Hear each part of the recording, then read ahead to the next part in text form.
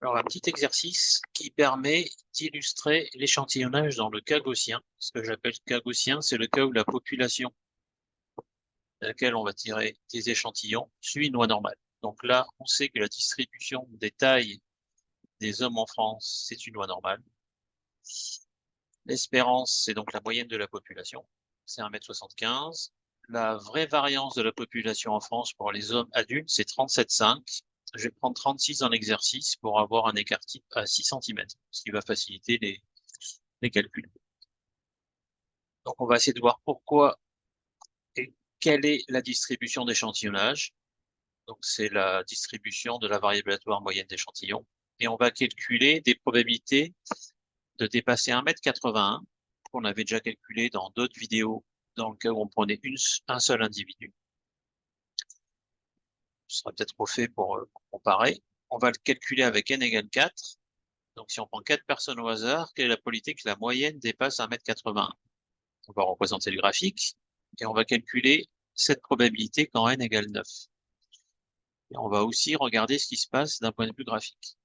Alors, on va se rendre compte que les calculs sont identiques, sont pratiquement des copier-coller. Si vous l'écrivez de manière manuscrite, évidemment, vous allez écrire la même chose, simplement vous remplacez n qui était égal à 4 par 9. Donc le racine de n qui était 2 va passer à 3. Donc on pourrait, c'est la question F, généraliser ces calculs et donc montrer ce que vaut cette probabilité en fonction de n. Donc ça sera un paramètre. Et si vous remplacez dans votre résultat théorique n par 1, on va retrouver ce qu'on avait obtenu précédemment sur la loi normale, n par 4 la question B, n par 9 la question D. Et on peut même étudier justement la limite et représenter cette fonction, cette probabilité comme une fonction de n.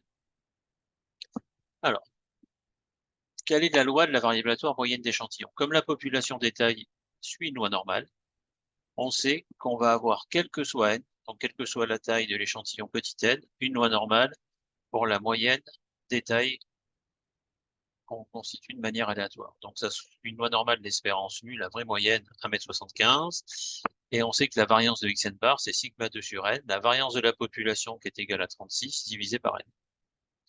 Si vous centrez et vous réduisez, vous retranchez l'espérance et la variance de xn bar en racine, ça divise par l'écart type.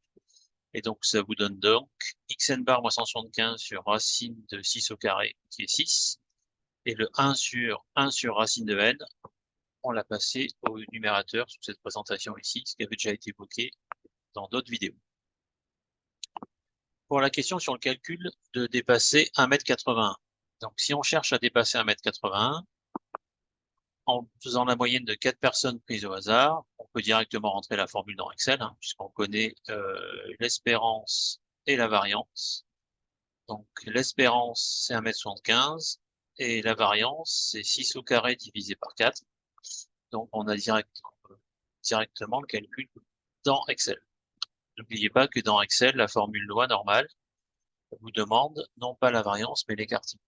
Donc, si les valeurs ne sont pas calculables de tête, de toute façon, vous pouvez mettre racine dans la fonction Excel correspondante. Donc ici, on centre et on réduit. Donc, on utilise le cas pour n égale 4. C'est ce que vous avez ici, c'est ce qu'on avait montré à la page précédente. Et donc, je remplace simplement le n, qui est soit au dénominateur du numérateur, soit au numérateur ici, par 4.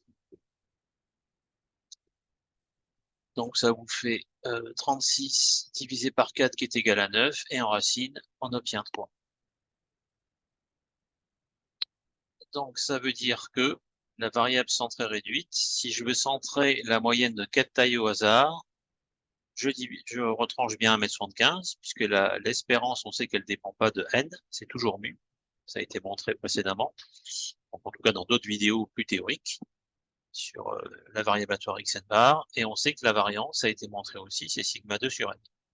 Donc quand vous allez réduire pour trouver votre variable centrée réduite, puisque là on fait le calcul non pas avec Excel, mais en passant par les tables, pour avoir une approximation de l'intégrale de notre calcul dans le gaussien, on va diviser par 3, puisque l'écart type, c'est 3. Donc là, vous avez Z qui apparaît. Et là, vous avez 1,80 m, 175 divisé par 3, ça va faire 6 divisé par 3. On aura donc 2. Donc, s'intéresser au fait est-ce intéressant d'ailleurs, que la moyenne de 4 personnes au hasard, donc des tailles de 4 personnes au hasard dépasse 1,81 m, c'est pareil, gaussienne centrée réduite dépasse 2.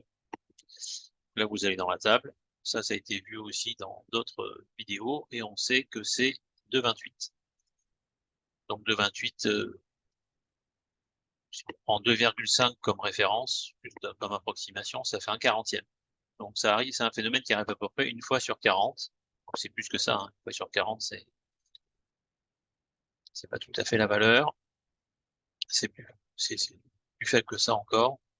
Donc c'est 2,28%, la probabilité de dépasser 2,28. Donc là, je suis à la fois dans l'espace des X, donc des tailles, parce que ça c'est la moyenne des tailles, X4 bar, et je suis aussi dans l'espace centré réduit.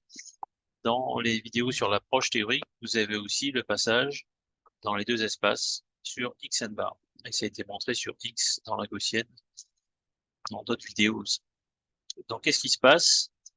Le résultat qu'on avait quand on avait une seule personne, c'était 16%. Donc la probabilité qu'une personne au hasard dépasse 1,81 m, c'est 16%, 15,87. Pourquoi? Puisqu'en fait, 1,81 m moins 1,75 m, ça fait 6. Et l'écart type étant égal à 6, ça fait Z plus grand que 20. Et dépasser 1 dans une gaussienne, c'est 15,87. Plus petit que 1 d'ailleurs, c'est 84,13. Donc voilà le graphique qui était demandé, donc à l'échelle, puisqu'en fait c'était fait avec Excel. Donc vous avez en bleu la loi de la population, qui revient à la loi d'échantillonnage quand n égale 1. C'est comme la population est gaussienne, on sait que quel que soit n, la loi de Xn bar sera une loi normale. Et dépasser 1,80 m, pourquoi ça change quand n augmente? Parce que la distribution va se concentrer autour de l'espérance. Il y a de moins en moins de chances d'avoir des valeurs élevées sur les moyennes. Ça c'est expliqué sur la vidéo sur l'échantillonnage. Donc en fait, c'est les échantillons qui ont de moins en moins de chances de se produire. Et donc, ça va rarifier les cas où on va observer des moyennes supérieures à 1,80 m. Alors, on se doute que si n augmente et on passe à 9, on a mis 4 et 9 pour avoir des racines avec des nombres entiers, mais ça marche avec toutes les valeurs évidemment. Si on passe à 9, ici, donc ce qui va changer simplement, si je peux me permettre cette expression, outre le fait qu'on passe à x9 bar et plus x4 bar, c'est qu'on va diviser par 9 le sigma 2 de la population. Et donc on va tomber sur un écart type de x9 bar qui est égal à 2. Donc quand n était égal à 1, les 6 cm d'écart entre 1,80 m et 1,75 m, en fait c'était à un écart type. Tout à l'heure, avec n égale 4, il y a peu de temps, ils étaient à 2 écarts types. Et là, on va se retrouver à 3 écarts types, parce qu'on va diviser 6 par 2. Et donc, c'est un phénomène qui va arriver beaucoup moins fréquemment. Tout à l'heure, on était à 2,28%, et là, on est à 0,13. Donc, précédemment, la loi s'était concentrée, là, n égale 1 en bleu, n égale 9, n égale 4 en rouge, pardon. Et on va avoir un phénomène qui va s'amplifier. Donc là, c'est un autre zoom, hein, puisque j'ai représenté que deux densités. Vous avez la densité avec n égale 1, 15,87. Moi, je vais pas zoomer, hein, c'est pas n égale 4. Et avec n égale 9, en fait, on a pratiquement plus de chance que ça arrive. Et l'idée, évidemment, c'est de montrer que quand n augmente, cette probabilité de dépasser 1,80 m disparaît, 1,81 m, puisque la loi va devenir de plus en plus concentrée sur cette espérance 1,75 m. Alors là, on l'a fait une fois avec n égale 4.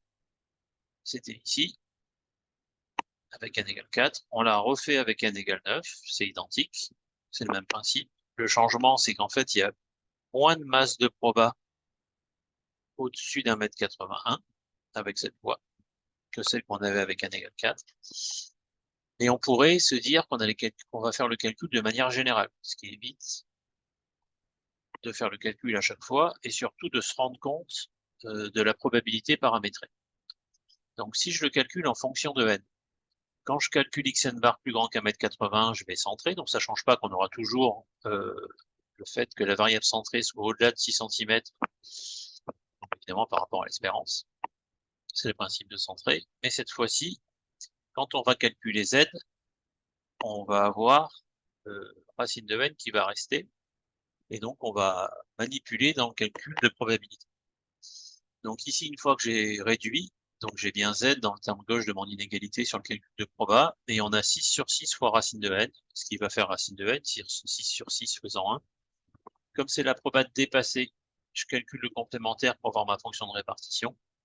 Et donc le calcul que je cherche dans l'espace des x, donc des tailles, donc de n tailles d'ailleurs, mais c'est l'espace des tailles, je peux le transformer comme un calcul de probabilité sur ma centrée réduite.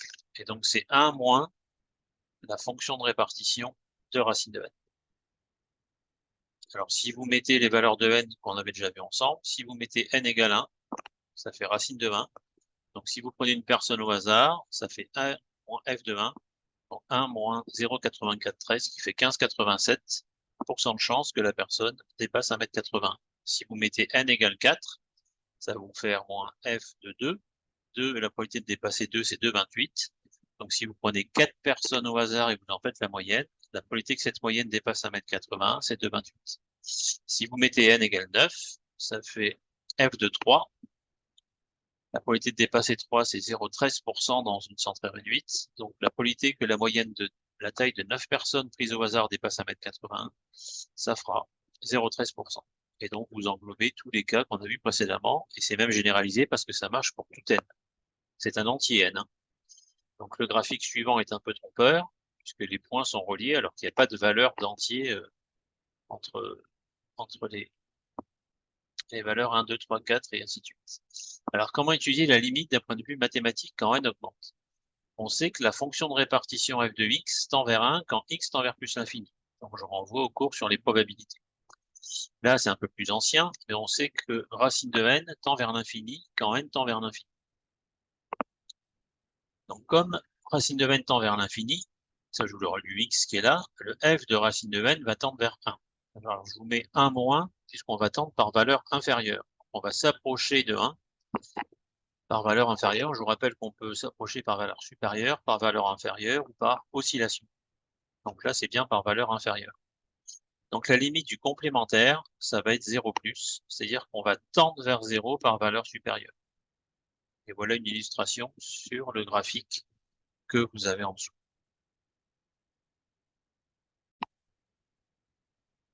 Donc voici une illustration dans le cas gaussien de calcul à la fois pour des valeurs données de n et puis paramétré suivant n avec l'étude de la limite. Donc vous avez une autre application dans le cas gaussien, toujours sur les tailles, pas changé, mais qui portera sur les intervalles de fluctuation. Et puis après, vous avez d'autres illustrations dans le cas non gaussien, entre autres, je crois, sur un dé à 6 faces. Vous aurez les vidéos correspondantes, à la fois sur la somme et sur la moyenne, pour vous aider à comprendre le phénomène d'approximation par le théorème central. Bonne continuation.